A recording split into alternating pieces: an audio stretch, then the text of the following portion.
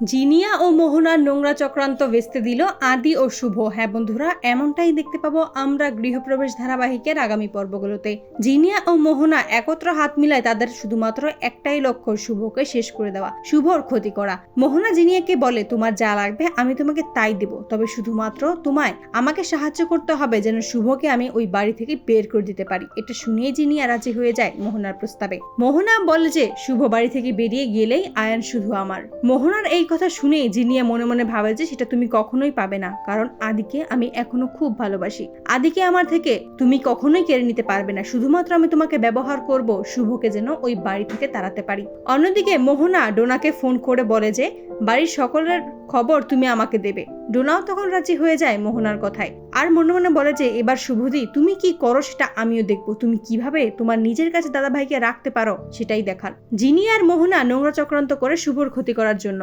মোহনা বলে যেভাবেই হোক শুভর বাচ্চাকে মেরে ফেলতে হবে। জিনিয়াও তখন রাজি হয়ে যায় শুভর ক্ষতি করার জন্য।